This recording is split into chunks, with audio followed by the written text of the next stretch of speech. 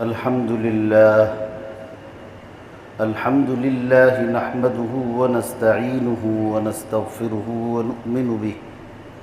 ونؤمن به ونتوكل عليه ونعوذ بالله من شرور أنفسنا ومن سيئات أعمالنا من يهده الله فلا مضل له ومن يضلله فلا هادي له ونشهد أن لا إله إلا الله وحده لا شريك له ونشهد أن سيدنا وسندنا وحبيبنا وشفيعنا ونبينا ومولانا محمدا عبده ورسوله صلى الله تعالى عليه وعلى آله وأصحابه وبارك وسلم تسليما كثيرا كثيرا أرسله الله تعالى إلى كافة للناس بالحق بشيرا ونذيرا وداعيا إلى الله بإذنه وسراجا منيرا أما بعد فأعوذ بالله من الشيطان الرجيم بسم الله الرحمن الرحيم يا أيها الذين آمنوا إذا قيل لكم تفسحوا في المجالس فافسحوا يفسح الله لكم وإذا قيل انشزوا فانشزوا يرفع الله الذين آمنوا منكم والذين أوتوا العلم درجات والله بما تعملون خبير. وعن قيس بن كثير أنه قال كنت جالسا مع أبي الدرداء رضي الله تعالى عنه في مسجد دمشق فأتاه رجل فقال يا أبا الدرداء إني أتيت من مدينة الرسول صلى الله عليه وسلم لحديث بلغني أنك تحدثه من رسول الله صلى الله عليه وسلم فقال قال رسول الله صلى الله عليه وسلم من سلك طريقا يلتمس فيه علما سهل الله له به طريقا إلى الجنة إلى آخر الحديث.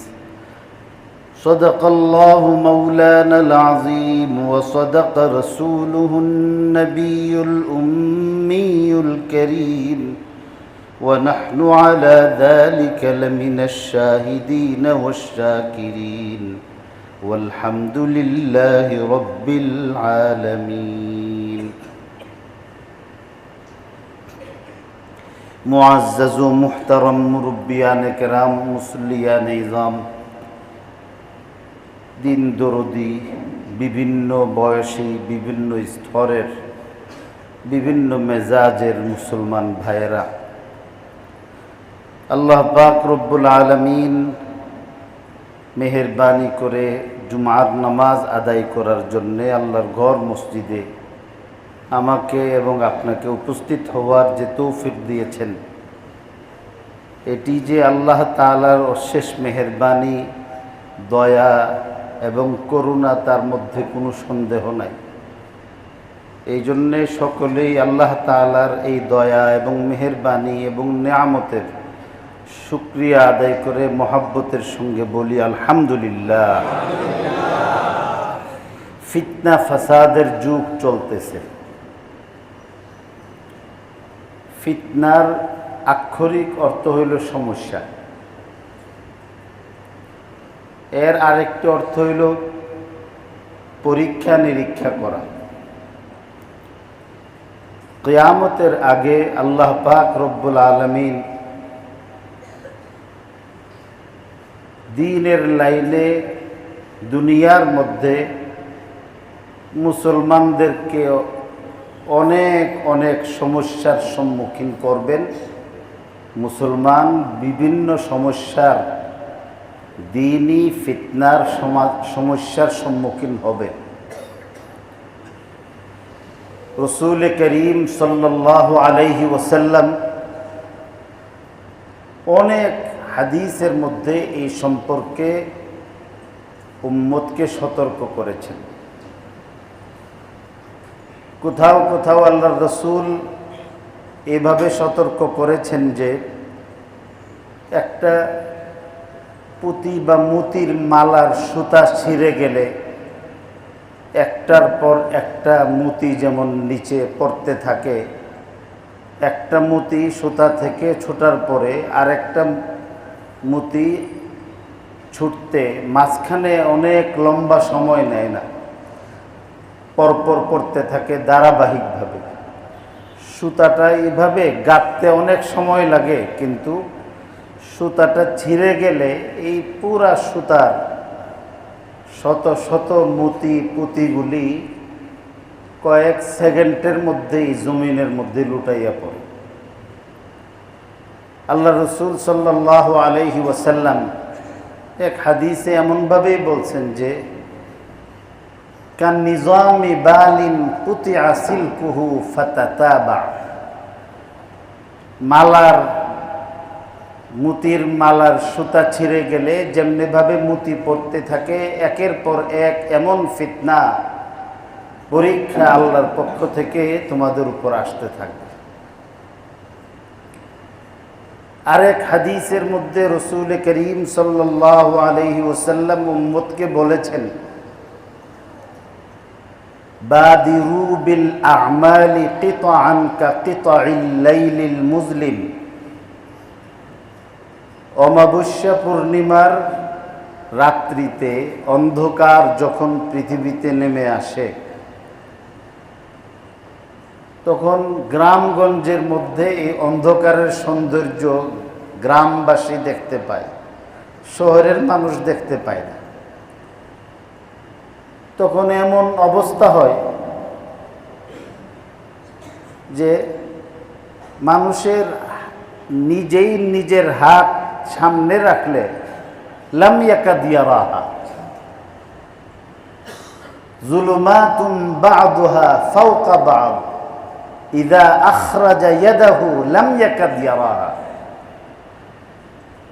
আধারের উপর আধার, নিজের হাত বের করলে নিজেই নিজের হাত মানুষ দেখতে পায় না, এমন আধার। সারা পৃথিবী এই আধারের চাদরে আচ্ছাদিত হয়ে ঢেকে যায়। এই আধারের এই আচ্ছাদন থেকে, ঢেকে ফেলার অবস্থা থেকে নারী পুরুষ, শিক্ষিত অশিক্ষিত, বাচ্চা, সুস্থ অসুস্থ, আরবি অনারবি, মুসলিম গায়ের মুসলিম, মানব দানব, গাছগাছালি পাখপাখালি, সমস্ত সৃষ্টিকুল এক বরাবর। আধারের ক্ষেত্রে এখানে কারোর ক্ষেত্রে কোনো ছাড় নেই। এমন না যে একজন আলেম হওয়ার কারণে অমাবস্যা পূর্ণিমার অন্ধকারে তিনি ছাড় পাইবেন।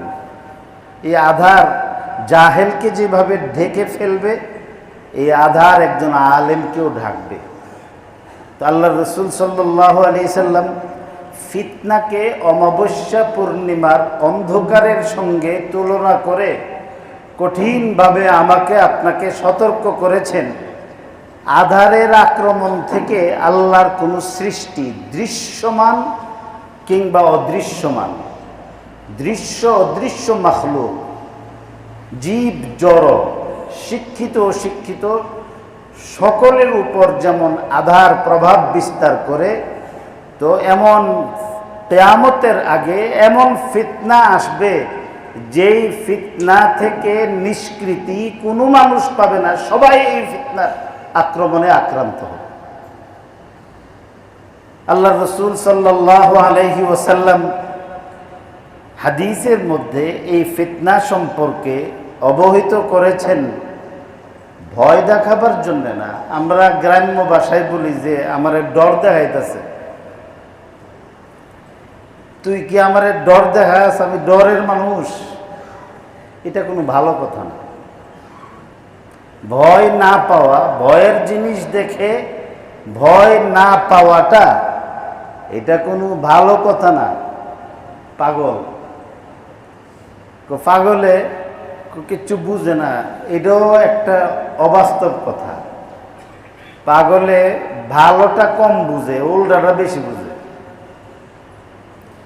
এই জন্যে কিতাবের মধ্যে বলছে মুসান্নিফিনে কেরাম যে পাগলের সাথে যদি কেউ তর্ক করে, জীবনও পাগলের সঙ্গে কোনো তার্কিকে তর্ক করে জিততে পারে না। এর তো কোনো লাইন বালাইন নাই, মুখে যেটা সেইটাই টুকু। তুই যে একজন ভালো মানুষ, তোর কি প্রমাণ? এই ফিলারটা হইল প্রমাণ। এ কয়ে দিস ফিলারটা কি এর প্রমাণ? শিখে গিয়া তো পাগলের সঙ্গে, পাগল বুঝে না এটা না, মানে যেখানে যতটুকুন বুঝা ততটুকুন বুঝে না। যখন তার ঘুমানো দরকার ঘুমায় না, যখন তার কথা বলা দরকার বলে না, যেখানে না বলা দরকার সেখানে বলতেছে, যেখানে খেপা দরকার নাই সেখানে খেপতেছে, আর যেখানে ক্ষেপণের দরকার সেখানে সে একদম নিষ্ক্রিয় আছে। তার জীবনের ভারসাম্য নষ্ট হয়। এই জন্যে যে বুঝে না এমন না। তো যাই হোক, তো আল্লাহ পাক রব্বুল আলামিন যে ফিতনা যে দিবে, এই ফিতনার মধ্যে জ্ঞানী এবং নির্ভুল, শিক্ষিত অশিক্ষিত সব এই ফিতনা থেকে জান বাঁচাইতে পারবে না। তো রাসূল করিম সাল্লাল্লাহু আলাইহি সাল্লাম এটা বলে ডর দেখাইছেন। ডর যখন দেখাইছে তো আমাদের ডর পাওয়া উচিত। তো ডর পাইলে কি করব? আল্লাহ রাসূল কর্মসূচি বলে দিয়েছেন, বাদিরু বিল আমালি কিতান কাকিতাইল লাইলিল মুজলিম ইউসবিহুর রাজুলু মুমিনান ওয়া ইউমসি কাফিরান ওয়া ইউমসি মুমিনান ওয়া ইউসবিহু কাফিরা। এমন কঠিন ফিতনা আসবে যে সকালবেলা ঈমান নিয়ে ঘর থেকে বের হওয়ার পর সন্ধ্যা আসার আগে আগেই তার অজান্তে সে কাফের হয়ে যাব, বেঈমান হব, বলতেও পারবে না সে যে বেঈমান হয়ে গেছে। রাতের বেলা ঘুমাইবো ঈমান নিয়া, ফজরের আজান হওয়ার আগে আগেই পৃথিবী এমন পরিবর্তিত হবে যে সকালবেলা মুমিন হিসাবে প্রভাত না করে বেঈমান হিসাবে প্রভাত করবে। আল্লাহ আমাকে, আমাদের সব মুসল্লি ভাইকে হেফাজত করবে। এত কঠিন কেমন ফিতনা আসবে? বুখারী শরীফের মধ্যে হযরত ওমর রাদিয়াল্লাহু তাআলা আনহু সম্পর্কে আলোচনা করছেন। রাসূল করিম সাল্লাল্লাহু আলাইহি সাল্লাম সাহাবায়ে কেরামকে প্রত্যেকটা ক্ষেত্রে এবং সেক্টরে কি কিভাবে ফিতনা হবে, কিভাবে তার সূচনা হবে এবং এই ফিতনা থেকে নিষ্কৃতি এবং আত্মরক্ষার কি উপায় অবলম্বন করতে হবে, এই সব আল্লাহর রাসূল সাহাবায়ে কেরামের মধ্যে বিশেষ বিশেষ সাহাবায়ে কেরামকে এই ব্যাপারে প্রশিক্ষণ দেওয়া গেছে যে এইভাবে কাজ করতে হবে। সাহাবায়ে কেরাম জানতেন। আমাদের দেশে যখন সরকারি কর্মকর্তাদের প্রমোশন হয় তখন ওনাদের একটা ওয়ার্কশপ হয়, ট্রেনিংয়ে পাঠিয়ে দেয়। যখন বিসিএস পরীক্ষা দেওয়ার পরে টিকার পরেই তো এদের ট্রেনিং আরম্ভ হয়। আবার যখন প্রমোশন হয় তো প্রত্যেক প্রমোশনের পরে তাদের কর্মশালা হয় এবং তাদের ট্রেনিং হয়, কখনো দেশে কখনো বিদেশে ট্রেনিং করাইয়া তারপরে মাঠের মধ্যে কাজ করতে ওনাদেরকে সরকার নিয়োগ দেন। এইভাবেই চলে আসছে। তো দ্বীনের লাইনে চলতে গেলেও আপনার জ্ঞান অর্জন করার পরে হাতে কলমে প্র্যাকটিক্যাল কিছু আপনার ট্রেনিং নেওয়ার দরকার। এই যুগে যতগুলি বড় বড় ফিতনা আছে এর মধ্যে বড় একটা ফিতনা হয়েছে যে মানুষ জ্ঞান চর্চা করে কিন্তু জ্ঞানের প্রয়োগ বাস্তবে এটার অনুসরণ আমরা অনুশীলন করতে চাই না, প্র্যাকটিস করি না। নিজের সংশোধন না করে আরেকজনকে আমরা সংশোধনের ফিকির করতে থাকি।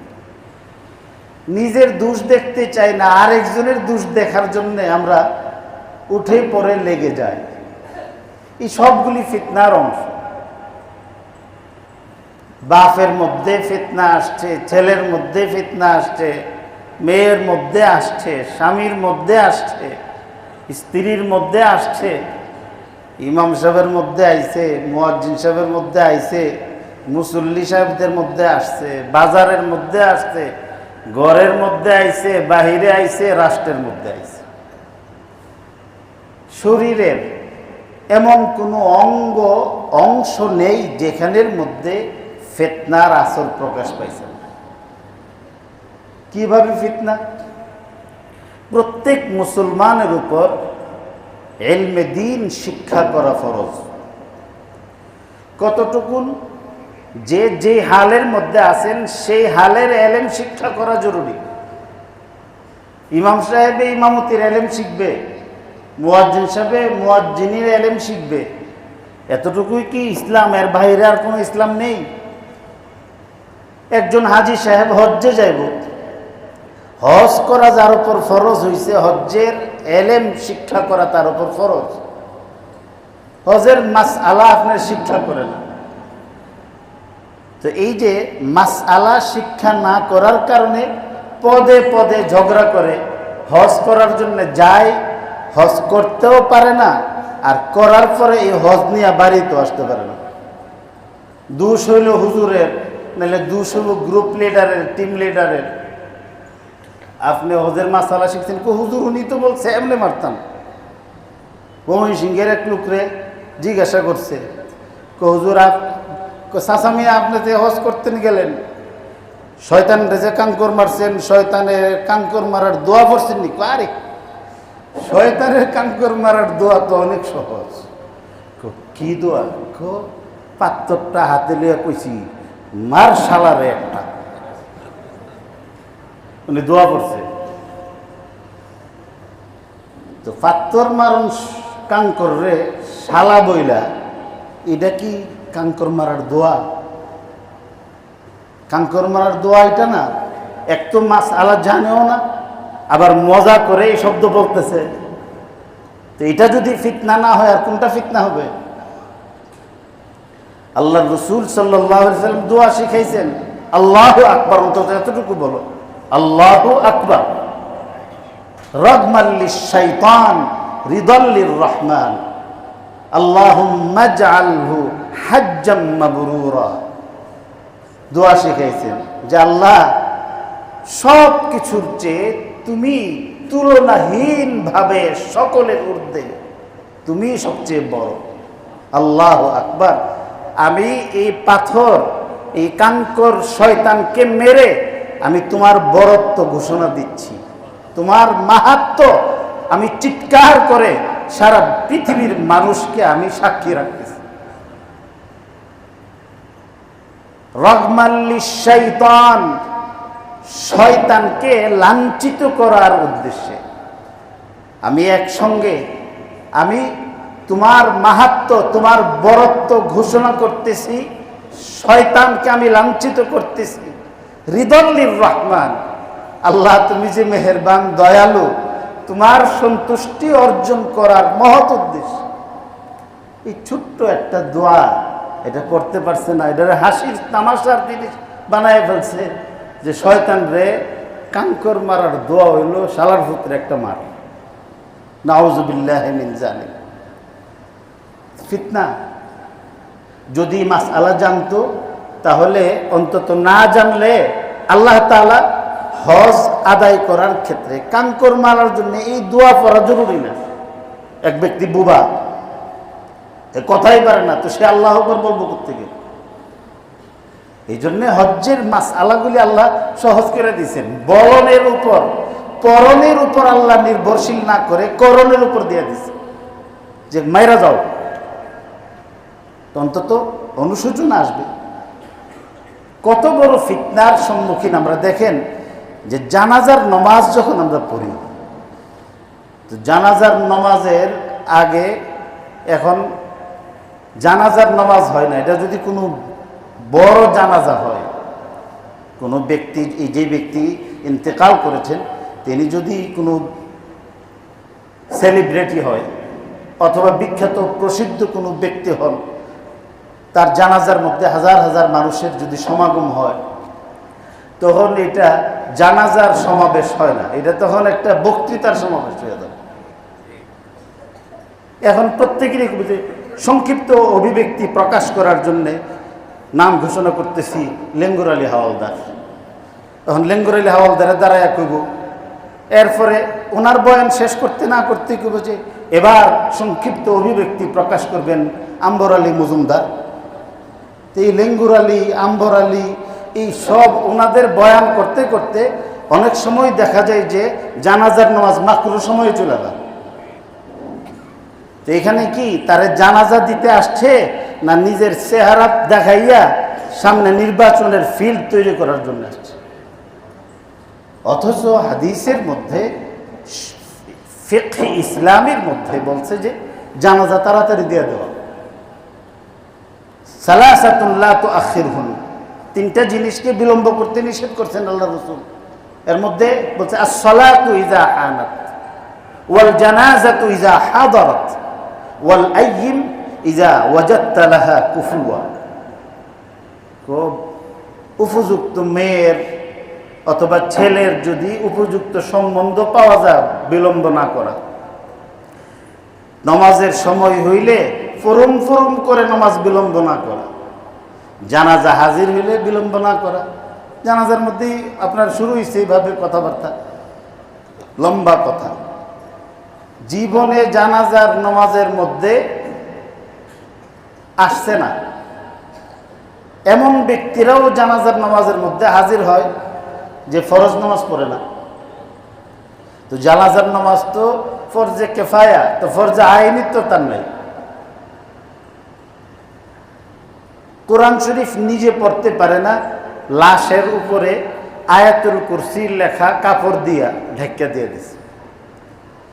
তো আয়াতুল কুরসি কি কোরআন শরীফের অংশ না? তো কোরআন শরীফ কি বিনা ওযুতে স্পর্শ করা জায়েজ নাকি?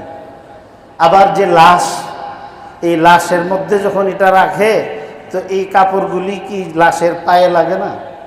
তা আপনি কি এই লোকটাকে আয়াতুল কুরসি দিয়া জান্নাতে যাওয়ার ব্যবস্থা করতেছেন, না তারে আয়াতুল কুরসির লেখা পর্দার মধ্যে পাও লাগাইয়া হারে দুজুখের ব্যবস্থা করতেছেন? জানাজার নিয়ম হলো যখন জানাজা শেষ হয়ে যায়, শেষ হয়ে যাওয়ার পরে আর আপনার মুখ না দেখা, এটা একটা আল্লাহ তাআলার শরঈ বিধানের খুব কঠিন একটা হিকমত। কারণ জানাজার নামাজের দ্বারাতে আখিরাতের কার্যক্রম আরম্ভ হয়।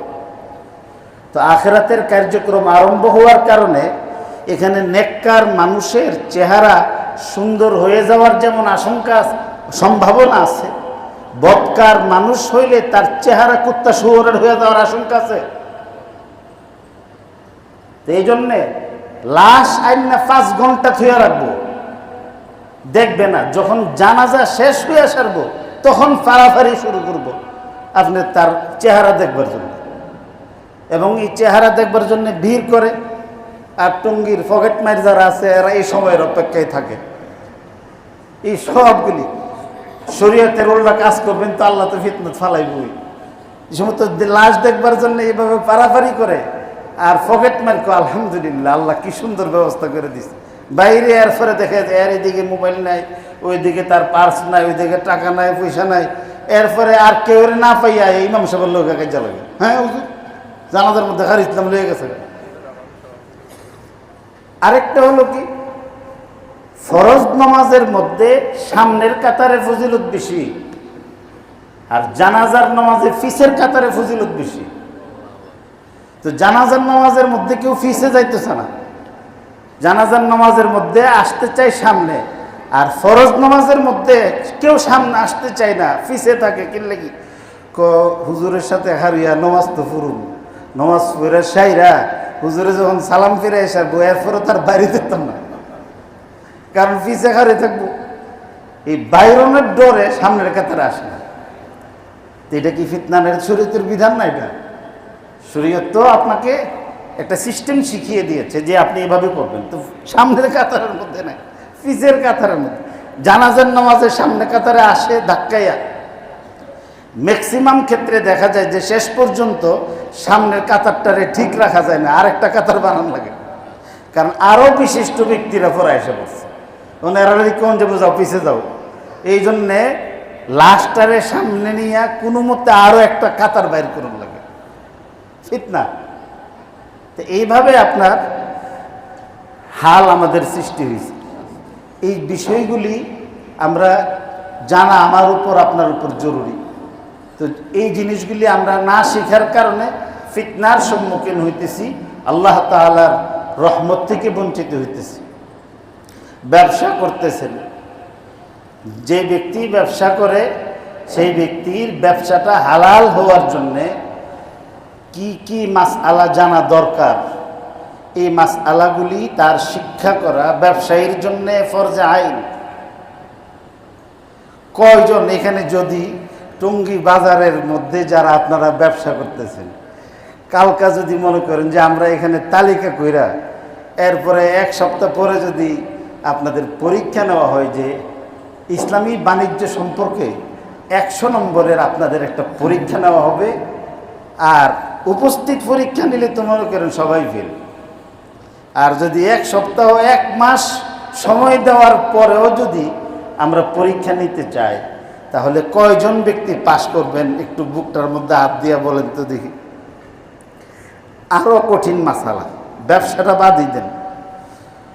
নমাজের মধ্যে কি কি কাজ করলে নমাজ নষ্ট হয়ে যায়? নমাজের ফরজ কয়টা, ওয়াজিব কয়টা, সুন্নত কয়টা? উজুর মধ্যে ফরজ কয়টা, উজুর সুন্নত তরিকা কি, উজুর মধ্যে মুস্তাহাব কি, তায়াম্মুমের ফরজ কয়টা? এই জিনিসগুলি জিজ্ঞাসা করলে আপনার অনেক মুসল্লি আছে যেগুলি জবাব দিতে পারবেন। আরেকটু সামনে গিয়ে যদি আমরা বলি যে সূরা ফাতিহা, নমাজের যে আমরা 5টা সূরার আর নমাজের এই মাসআলাগুলির আমরা যে করছিলাম, এখানে একটা 24 ঘন্টার একটা প্রশিক্ষণ যে নেওয়া হয়েছে। আমি অনুরোধ করব আমাদের মুরব্বিয়ান একরাম এখানে আছেন অনেকেই, যে এটাকে বছরে বছরে না করে অন্তত মাসে একটা দিন আল্লাহর হস্তে আখেরাতের জন্য দুজুক থেকে বাঁচবার নিয়তে একটা দিন আপনারা সময় দেন, আমিও সময় দেব। আমার অন্য কাজ থাকলো আমি পড়ে থাকবো, একটা দিন অন্তত কি করে যে এখন যদি আমার এই যে এখানে আসার মণিপুরি পাড়া থেকে এখানে এসে অনেকে নামাজ পড়েন, নামাজ পড়ার জন্য এখানে আসছেন, আসার পরে সংবাদ আসছে ওনার ভগ্নিপতি মারা গেছে, তো আবার তাড়াতাড়ি ফিরে গেছে। এটা কিন্তু আমাদের যে কারোর ব্যাপারে হতে পারত, যে এই মৃত্যু সংবাদটা এটা মুসল্লি যার ব্যাপারে শুনেছি তিনি না হয়ে আমি হইতে পারতাম, আপনি হইতে পারতেন। আমাদের আমি যেটা বলতেছিলাম, এই যে জানাজার নমাজের দোয়াও পারে না অনেকে, এই জন্যে জানাজার নামাজের আগে বক্তৃতা দেওয়া হয়, বক্তৃতার পরে আবার নামাজ শুরু করতে হলে আবার কেমনে জানাজা পড়তে হবে এটা আগে বলে দিতে হবে। জানাজার দোয়া পারে না। অনেক মুসল্লি আছেন যারা বেতেরের নামাজ পড়েন কিন্তু দোয়ায় কোনো দরে পড়ে না। আল্লাহুম্মা ইন্না নাস্তাইনুকা ওয়া নাস্তাগফিরুকা, এতটুকু ফইরা এরপরে সামনে গিয়ে যে একটা আইনদার একটা আওলা জ্বালা লেগে থাকা, তো এই আওলা জ্বালা লাগার ডরে তখন এই দোয়ায় কোনো তার পড়ে না। আর যদি যারা পারে ওনাদেরকেও যদি জিজ্ঞাসা করে যে একটু পড়েন তো দেখি, তো শোনাইতে গেলে পেঁচ লাগে। কেন? যে কেন লাগবে এটা? আল্লাহুম্মা গফির লি হাইয়িনা ওয়া মাইয়িতিনা, জানাজার দোয়া, এই দোয়াটা কেন পারবে না? এটা তো আমার এটা জীবনের একটা অনুষঙ্গ। এটা এই ছোট্ট জিনিসগুলি শিক্ষা না করা এবং এটার প্রতি গুরুত্ব না দেওয়া, এর চেয়ে বড় ও আইয়ু ফিতনাতিন আকবারু মিন হাযিহিল ফিতনা, এর চেয়ে বড় ফিতনা আর কি হইতে পারে? এর চেয়ে বড় ফিতনা আর কোনোটাই হইতে পারে। আমাদের দেশের মধ্যে ব্রাহ্মণবাড়িয়া আন্দোলন হয়েছে কি একটা, আমরা যখন হজ্জে ছিলাম তখন একটা কি সিনেমার প্রদর্শনী দিছি, কি এক্সপ্রেস একটা দিয়া, আপনার বলার দরকার নাই, মানে একটা ওইখানে আপনার মাঠের মধ্যে, যেখানে ব্রাহ্মণবাড়িয়াতে কোনো সিনেমা হল এখন নাই, টঙ্গিও তো না, আমি এদিকে দেখলাম ব্রিজের এদিকে একটা বড় সাইনবোর্ড লাগানো, আর এই যে এদিকে রেল স্টেশনের এদিকে একটা সিনেমা হল মনে হয় ছিল সম্ভবত, আমি ফ্লাইওভার থেকে দেখছি, এখন আর দেখছি না। তো এই যে সিনেমা হলগুলি ঢাকাতে বন্ধ হয়ে গেছে অনেকগুলি, সারা দেশেই এখন সিনেমা হল নাই। সিনেমা হল নাই মানে কি সব মানুষ ভালো হয়ে গেছে গা, সব তাহাজ্জুদ গুজার হয়ে গেছে? আমি বুঝি না, আমি বিশ্বাস করি না এটা। সিনেমা হলের ব্যবসা মন্দা, এই জন্য এখন সিনেমা হল দিয়ে এখানে ফুসত না এরা, এই জন্য ভিন্ন ব্যবসার মধ্যে গেছে। কারণ সিনেমা হল তো প্রত্যেকের পকেটের ভিতরে ভিতরে আছে, তো সিনেমা হল পকেটের ভিতরে থাকার কারণে এখন ওইখানে এত কষ্ট করে আর সিনেমা দেখতে কেউ যায় না। আরও আপগ্রেড কোনো ভার্সন থাকলে মানুষ এটা খুঁজতেছে এখন। সিনেপ্লেক্স নাকি একটা নাম দিছে, ভদ্রলোকরা ওইখানে যায়, তো ওইগুলি। তো এই যে একটা ফিতনা ঘরে ঘরে ঢুকছে, ছেলে মেয়ে নারী পুরুষ নির্বিশেষে সব মানুষ এই ফিতনার আওতায় চলে গেছে।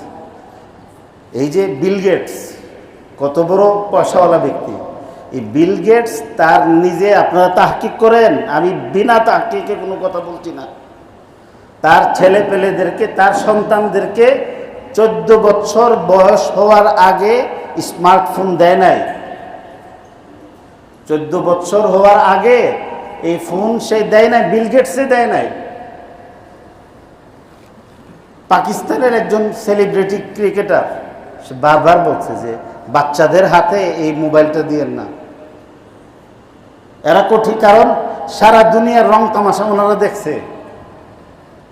আর আমরা মনে করতেছি যে আমাদের ছেলে পেলেদেরকে এগুলি দিলে এরা আধুনিক হবে না, এরা আমার জন্যে আপনার জন্যে অভিশাপ হবে। তো এইভাবে সারা পৃথিবী ফিতনার অন্ধকারের মধ্যে নিমজ্জিত হয়ে গেছে। আমি আজকে যেই ফিতনা নিয়ে আলোচনা করার জন্য এই ভূমিকা রাখছি, আমি মূল আলোচনাতে আমি বুঝতেই পারি না। এমন কিছু ফিতনা এখন আমাদের সমাজে শিক্ষিত অশিক্ষিত আলেম নামের কিছু লোক এবং সাধারণ কোন ব্যক্তি সর্বস্তরের মধ্যে এমন কিছু কঠিন ফিতনা আরম্ভ হয়েছে, যে ফিতনাগুলির কারণে শুধু বেঈমান হইতেছে না, মানুষ বহু তালাক হইতেছে। কথাটা খুব ভালো করে শুনলেন, যে এই ফিতনার কারণে শুধু সে বেঈমানই হইতেছে না, তার বউ তালাক হইতেছে, সে বলতে পারতেছে না। ঘরের মধ্যে যে ছেলে মেয়ে হইতেছে হারামজাদা হইতেছে। এই যে ফিতনা, এই ফিতনা থেকে আমাদের বাঁচতে হবে, এই ফিতনা থেকে আমাদের বাঁচতে হবে। বড় একটা ফিতনা হলো গুনাহকে গুনাহ মনে না করা। কয়জন আছে গুনারে গুনাহ মনে করি? হারাম রে হারাম মনে না করা, এটা অনেক বড় ফিতনা। আমরা তো এই ফিতনার মধ্যে পড়ে গেছি। শুক্রবার দিন আল্লাহ দোয়া কবুল করেন, ইমাম সাহেবে মিম্বরের মধ্যে বসে জুমার নামাজ আদায় করার আগে খুতবার সময় যে দোয়া করেন, এই মুহূর্তে আল্লাহ দোয়া কবুল করেন। আপনাদের সবাইকে নিয়ে আল্লাহর কাছে ভিক্ষা চাইতেছি। আল্লাহ আমাদের সকলের ঈমানকে হেফাজত করুন। আল্লাহ আমাদেরকে সপরিবারে ছেলে মেয়ে সহ আল্লাহ সব ধরনের জাহেরি বাতিনি ফিতনা থেকে আল্লাহ আমাদের সবাইকে বাঁচায় রাখুন। আমলের নিয়তে কথা বলার, আমলের নিয়তে কথা শোনার, যতটুকু বলবো যতটুকু শুনবো প্রয়োজনে নিজের জান দেয়া হইলেও আমল করার চেষ্টা করব। আল্লাহ আমাকে তৌফিক দেখ, আল্লাহ আপনাদেরকে তৌফিক দেখ।